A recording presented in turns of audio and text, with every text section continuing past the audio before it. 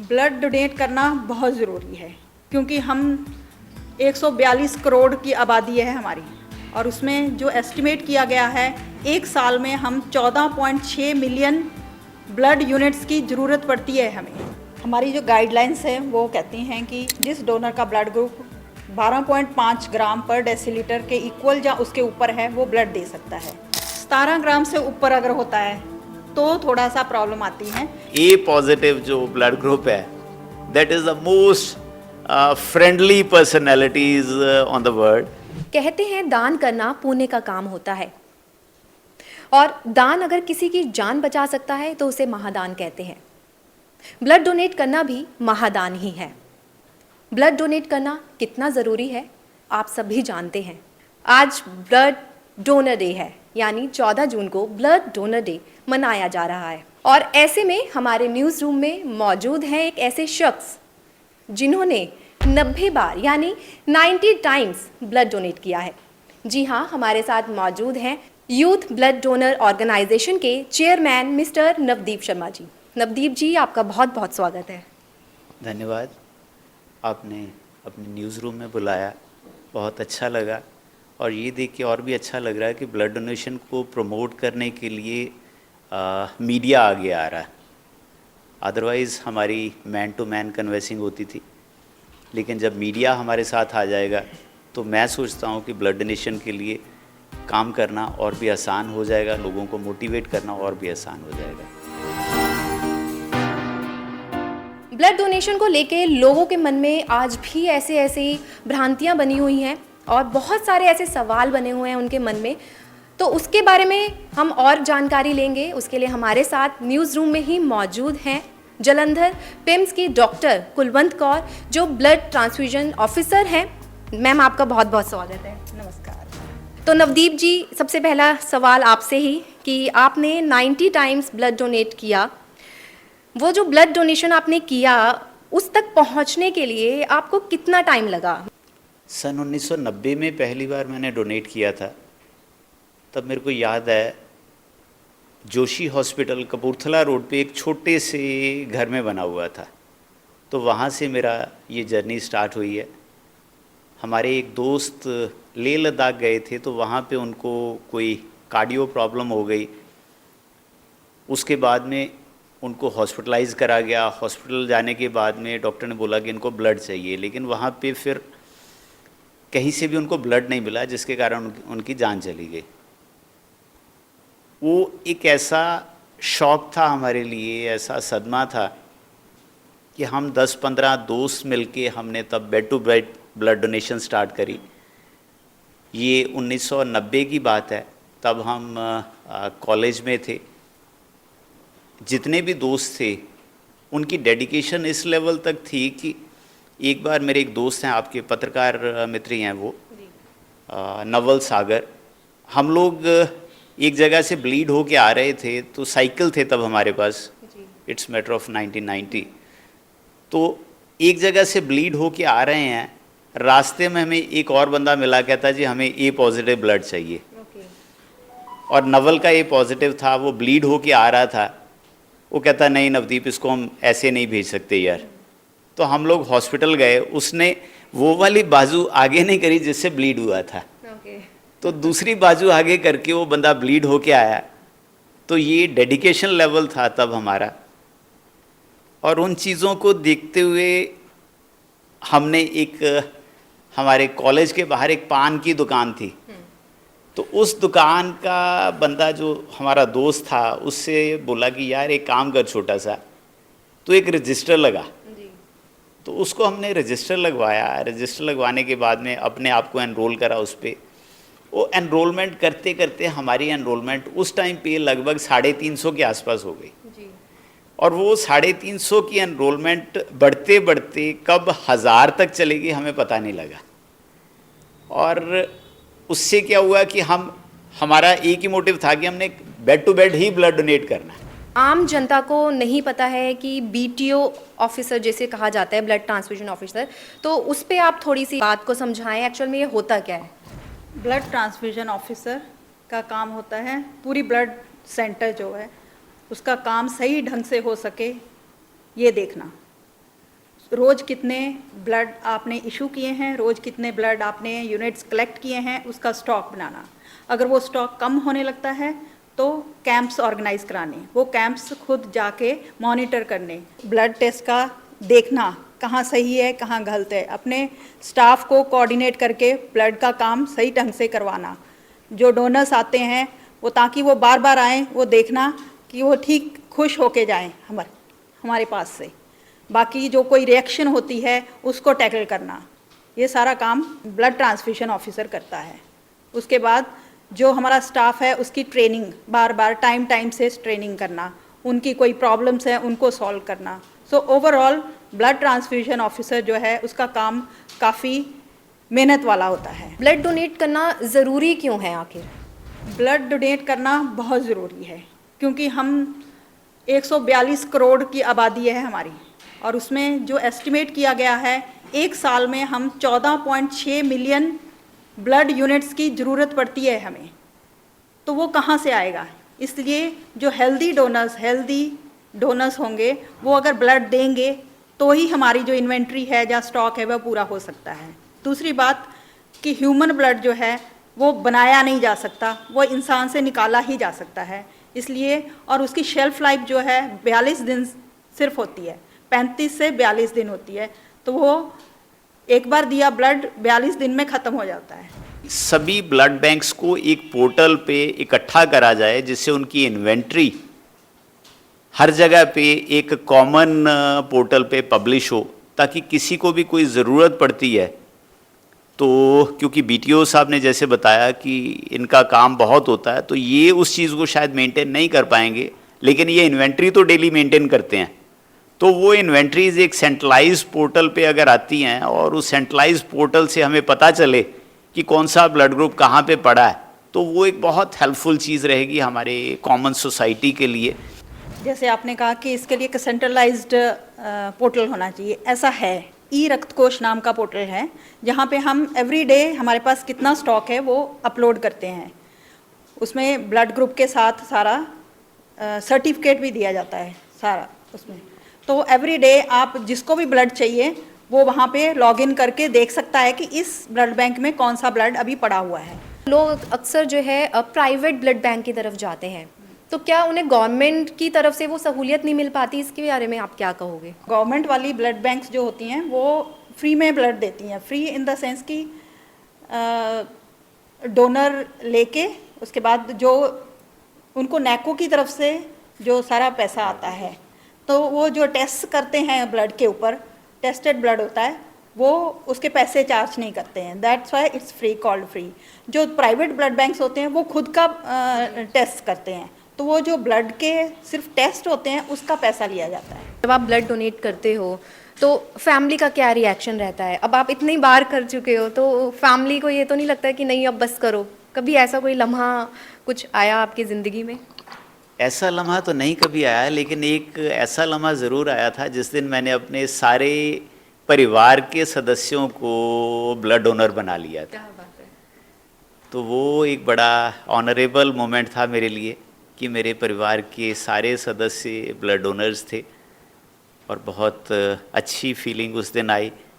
और हमारी यही कोशिश रहती, आगे बच्चे भी बड़े हो रहे हैं तो उनके लिए भी हमारा यही रहता है कि बच्चों को भी मोटिवेट करके, जब भी मैं कभी ब्लीड होने के लिए जाता हूँ तो मेरी कोशिश होती है घर के बच्चों को साथ में लेके जाएं, कि वो अभी से अगर देखेंगे तो वो मोटिवेट होके कल को अपने आप ही स्टार्ट करेंगे। मैम मेरा आपसे ये सवाल कि जब हम ब्लड डोनेट करने जाते हैं तो उसमें हमारे हीमोग्लोबिन का कितना रोल रहता है? हमारी जो गाइडलाइंस है वो कहती हैं कि जिस डोनर का ब्लड ग्रुप 12.5 ग्राम पर डेसीलीटर के इक्वल या उसके ऊपर है वो ब्लड दे सकता है। इसका मतलब ये है कि आपका जो HB लेवल है वो सही है और जो आप ब्लड डोनेट कर रहे हैं वो सही है, ताकि वो जो इस रेसिपिएंट को जा रहा है उसको सही मात्रा में उसका एक ब्लड बैग से जितना हीमोग्लोबिन बढ़ना चाहिए, जैसे कि 1 ग्राम बढ़ता है तो वो बढ़े। अगर आपका खुद का ही डोनर का ब्लड हीमोग्लोबिन लेवल कम होगा तो वो आगे जाके सही ब्लड नहीं जाएगा डोनर रेसिपिएंट को। शुगर पेशेंट्स होते हैं, उन्हें जब ब्लड की ज़रूरत पड़ती है तो कौन से ब्लड ग्रुप के लोग हैं जो उन्हें ब्लड दे सकते हैं? नहीं, ऐसा कोई स्पेसिफिक नहीं है। शुगर पेशेंट्स को कोई भी जो उनका ब्लड ग्रुप होता है वही ब्लड दिया जाता है, वही ब्लड ग्रुप का ब्लड चढ़ाया जाता है। पर हाँ, शुगर पेशेंट्स ब्लड दे नहीं सकते, उसमें भी कैटेगरीज हैं। अगर आप डाइट से कंट्रोल कर सकते हैं अपने शुगर को, और आपको कोई कॉम्प्लिकेशंस नहीं है शुगर की, क्योंकि शुगर जो है हमारे बॉडी के हर अंग को अफेक्ट करता है, तो इसलिए अगर कॉम्प्लिकेशंस नहीं है, आप ओरली मेडिसिन खा रहे हैं और आपका स्ट्रिक्टली कंट्रोल्ड है ब्लड शुगर लेवल्स, तो आप ब्लड डोनेट कर सकते हैं। जो रिसिपेंट है अगर वो डायबिटिक नहीं है, अगर वो डायबिटिक नहीं है तो उसका ग्लूकोज लेवल तो मेंटेन कर लेगी उसकी बॉडी।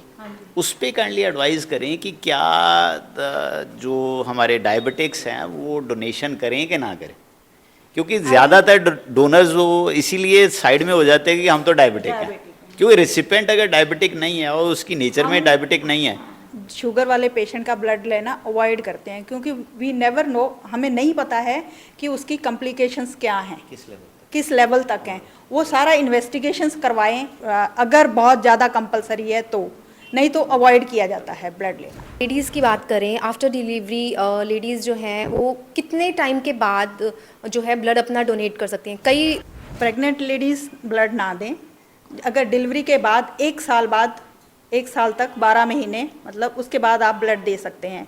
पर ऐसा होता है कि जो लेडीज़ होती हैं डिलीवरी के बाद लैक्टेशन पीरियड में चली जाती हैं, लैक्टेशन होती, बच्चा फीड ले रहा है, तो आप ब्लड नहीं दे सकते हैं, तो इसलिए वो काफ़ी प्रोलॉन्ग हो जाता है वो टाइम, एक प्रॉब्लम आती है। जब आप ब्लड डोनेशन के लिए जाते हो तो क्या थोड़े दिन पहले किसी तरह की तैयारी करनी पड़ती है या कुछ ऐसा खाना पीना पड़ता है या नहीं ऐसा कुछ नहीं है जी, कोई तैयारी करने की ज़रूरत नहीं है। ये तो सिर्फ आपका एक डेडिकेशन लेवल होना चाहिए। सबसे पहले तो मन को तैयार करके जाएं, क्योंकि हर किसी के दिमाग में एक डर होता है कि मेरे शरीर में से इतना ब्लड निकल जाएगा।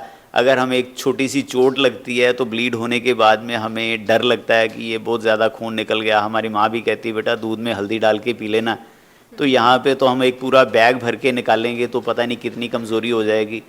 तो मेरे को देख लो भाई, मैं 90 बार दे चुका हूँ, 90 बोतलें शरीर से निकल चुकी हैं, उतना मेरे ख्याल से होता भी नहीं शरीर में, तो मैं स्टिल अलाइव हूँ और बड़ा अच्छा परफॉर्म कर रहा हूँ। मोटिवेट होके जाएं कि मैंने किसी की जान बचानी है, फिर तो आपको कभी भी कोई दिक्कत नहीं आएगी। क्या हार्ट पेशेंट्स जो होते हैं वो ब्लड दे सकते हैं? उनका ब्लड देना सही है या नहीं? हार्ट पेशेंट्स को ब्लड नहीं देना चाहिए, ओपन हार्ट सर्जरी होती है जहाँ जो भी है, क्योंकि ऑलरेडी आपका हार्ट कॉम्प्रोमाइज्ड है, तो आप अगर ब्लड निकलता है वहाँ से तो प्रॉब्लम्स हो सकती हैं, रिस्क हो सकता है, इसलिए हार्ट पेशेंट्स को ब्लड नहीं देना चाहिए। मैम सेम आपसे ये सेम सवाल कि जब हम ब्लड डोनेशन के लिए जाते हैं तो क्या कोई खास तरह की तैयारी है आफ्टर ब्लड डोनेशन के बाद हमें किन चीज़ों का ध्यान रखना चाहिए? पहली बात तो मन बना के जाना चाहिए डोनेशन के लिए कि हाँ मैंने ब्लड डोनेट करना है, कॉन्फिडेंस होना चाहिए पहली बात। बाकी आपका हाइड्रेशन पूरी होनी चाहिए, वाटर लेवल, ताकि एक दिन पहले आप ज़्यादा पानी पिएं, रात की नींद पूरी होनी चाहिए और आपका मील हेल्दी होना चाहिए। 4 घंटे का इंटरवल होता है, अगर 4 घंटे निकल जाते हैं खाना खाने के बाद तो फिर से खाना खाइए और उसके बाद आप ब्लड दीजिए। बाकी खुले कपड़े डाल के आइए ताकि आपकी स्लीव ऊपर तक चली जाए, ठीक है, वहाँ कंस्ट्रिक्शन ना हो बाजू पर आपके। मैं तो एक ही बात कहनी चाहूँगा कि हमारा जो आज का यूथ है वो एडिक्शंस में अगर जाना है, किसी भी चीज़ की एडिक्शन करनी है तो ब्लड डोनेशन की या किसी भी अच्छी चीज़ की एडिक्शन करें। गेमिंग की, स्मोकिंग की, ड्रिंकिंग की, इन चीज़ों को अवॉइड करके समाज को अच्छा बनाने के लिए कोई भी एडिक्शन ले लें वो बहुत अच्छी रहेगी। हमारे समाज को बदलाव की ज़रूरत है, तो उसके लिए आप जितना आगे आएंगे उतना ही अच्छा है। मेरा यही मैसेज है और इस मंच से मैं सभी वॉलंटरी डोनर्स और ऑर्गेनाइजेशंस जो ब्लड कैंप्स ऑर्गेनाइज करती हैं उनका बहुत तहे दिल से धन्यवाद करूंगी, क्योंकि ये एक दान जो है हर कोई नहीं कर सकता है। इसके लिए अपने सेल्फलेस, अपनी परवाह किए बिना आप दूसरों के लिए जब करते हैं तो जो मन की खुशी होती है वो महसूस आप सर से कर ही सकते हैं। तो ब्लड दीजिए ताकि हमारी ब्लड बैंक्स में ब्लड हो, ताकि जब भी हमें किसी डोनर को रेसिपिएंट को ब्लड देने की ज़रूरत पड़े तो हमें सोचना ना पड़े 2 बार। जब ब्लड जो गाढ़ा होता है, क्या वो ब्लड वो डोनर डोनेट कर सकता है, और जब उसने ब्लड डोनेट किया है तो उसके बाद कितने टाइम पीरियड के बाद वो दोबारा से ब्लड को डोनेट कर सकता है? ब्लड गाढ़ा होने का मतलब है कि उनका कोलेस्ट्रॉल लेवल बढ़ गया हुआ है, और कोलेस्ट्रॉल लेवल को कंट्रोल करने के लिए जितना ज़्यादा आप ब्लीड होएंगे आपके लिए उतना ही अच्छा है, आपकी सेहत के लिए, आपके हार्ट के लिए उतना ही अच्छा है। और आप हर 3 महीने के अंतराल पे अपने आप को ब्लीड कर सकते हैं। अगर आपने प्लेटलेट्स देने हैं तो 1 हफ्ते के बाद भी आप प्लेटलेट्स दे सकते हैं। तो बाकी नेको की गाइडलाइंस हैं सारी, उसके अंडर हम सब काम करते हैं, और वो हमारे सबके बेहतरी के लिए बनाई गई हैं। तो हमारा बेसिक मोटिव है कि अपने नियरेस्ट जो भी आपका ब्लड बैंक है उसको फुल करके रखो, ताकि किसी को भी कोई ज़रूरत पड़ती है, कोई एक्सीडेंट केस आ गया तो एक्सीडेंट केस आने पे अचानक पता चलता है कि हमारे ब्लड बैंक्स में ब्लड ही नहीं अवेलेबल है, तो ब्लड बैंक से कॉमनली कॉल आती है जी हमारा ब्लड बैंक खाली है, काइंडली कोई कैंप ऑर्गेनाइज करें। तो कैंप्स ऑर्गेनाइज करने की ज़रूरत तब पड़ती है जब ब्लड बैंक खाली है। तो अगर हमारा समाज ब्लड बैंक में जाके ही ब्लीड हो रहा है तो उसमें ब्लड बैंक हमेशा भरा रहेगा और किसी की ब्लड के कारण मौत नहीं होएगी। बहुत बार होता है कि जब हम ब्लड लेने जाते हैं तो ब्लड बैंक में जब कॉल करते हैं कि ब्लड चाहिए, ये ग्रुप चाहिए, तो वो कहते हैं कि आपके पास अगर डोनर है तो हम आपको ब्लड देने के लिए रेडी हैं। अगर डोनर नहीं है तो क्या उन्हें ब्लड नहीं मिलेगा?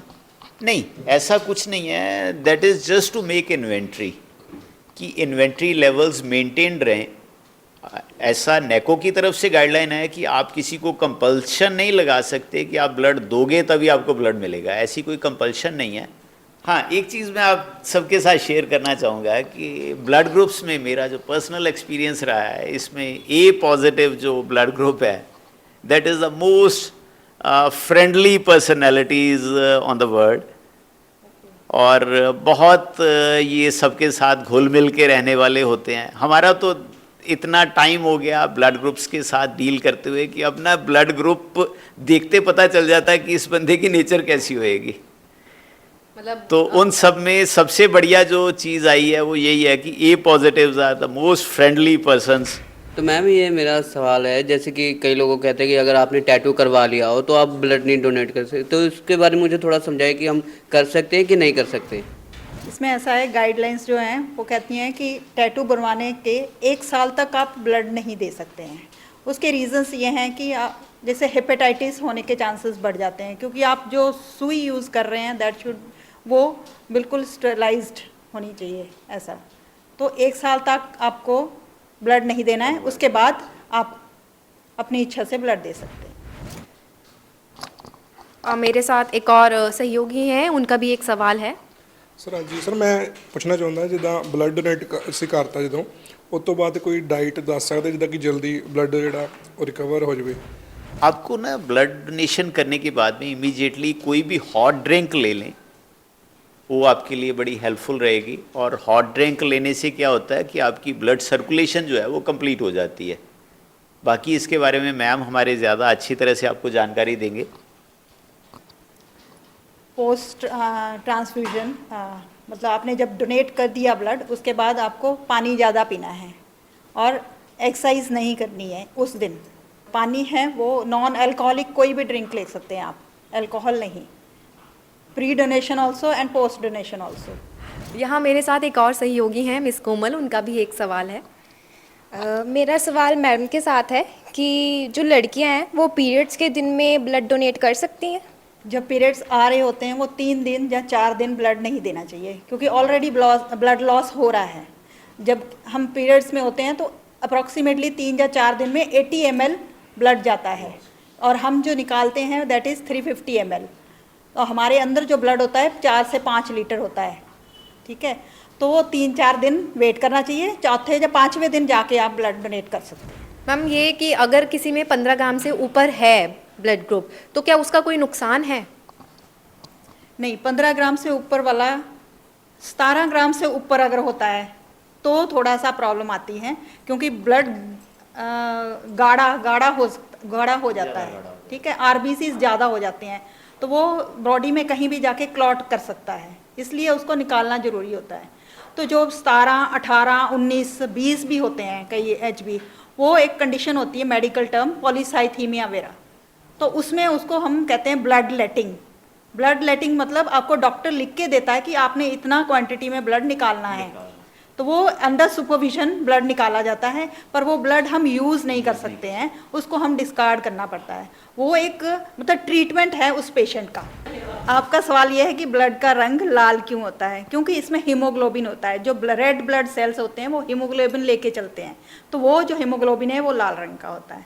तो जो हीमोग्लोबिन का मतलब ये है कि वो ऑक्सीजन लेके जाता है, तो ब्लड जब तक सर्कुलेट हो रहा है हमारे, तो वो ऑक्सीजन लेके जा रहा है हर टिश्यू के ऊपर, टिश्यू के पास। जब वो वापस ब्लड आता है तो वो उसमें ऑक्सीजन की कमी हो जाती है, इसलिए वो डीऑक्सीजनेटेड ब्लड होता है, तो उसमें ऑक्सीजन की कमी है, तो वो नीला, आपको नीला जैसे आप कह रहे हैं वैसा लगता है। 18 साल से 65 ईयर्स तक आप ब्लड दे सकते हैं। जो फर्स्ट टाइम डोनर है वो 60 तक दे सकता है, जो रिपीट डोनर से वो 65 तक चले जा सकते हैं। बहुत सारे टेस्ट ऐसे होते हैं, जैसे HIV है, हम लोग कभी करवाते ही नहीं हैं। तो जब आप ब्लड डोनेशन के लिए जाते हो सबसे पहले करते ही HIV है। हमारी सरकार से एक ही अपील है कि ब्लड डोनेशन को मोटिवेट करने के लिए, डोनर्स के लिए, जैसे आपने लेडीज़ को एक ट्रैवलिंग फ्री ऑप्शन दी है, तो ऐसे डोनर्स के लिए भी कोई ना कोई ऑप्शन, कोई ना कोई पॉलिसी आपको लानी चाहिए, ताकि उस पॉलिसी को देख के ज़्यादा से ज़्यादा जनता, जैसे आज की डेट में बसों में आप बस अड्डे पे जाएं तो लेडीज़ पूरी भरी होती हैं कि हमने बस में ट्रैवल करना है। पहले कभी आपको इतनी लेडीज़ नहीं दिखती थी। तो ऐसी पॉलिसी अगर हम ब्लड डोनर्स के लिए भी लेके आएँ कि आप अगर ब्लड डोनेट करते हो तो आपको ये स्पेशल कोई रिवार्ड दिया जाएगा, तो उसमें लोग धड़ाधड़ बाहर निकल के आएंगे, तो सिर्फ हमारे जैसे डोनर्स की ज़रूरत नहीं रहेगी, सारा समाज ही एक डोनर बन जाएगा। हमारी तो यही इच्छा है कि सरकार कुछ ना कुछ ऐसी पॉलिसी लेके आए जिससे लोग ज़्यादा से ज़्यादा आगे आएँ।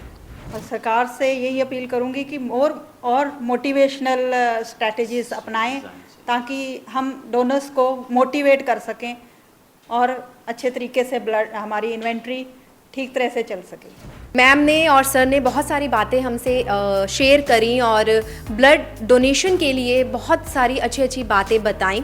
उम्मीद करती हूँ आपको हमारा ये एपिसोड पसंद आया होगा और इस तरह के और भी वीडियोस के लिए जुड़े रहें तंदुरुस्ताए नमः के साथ। नमस्कार।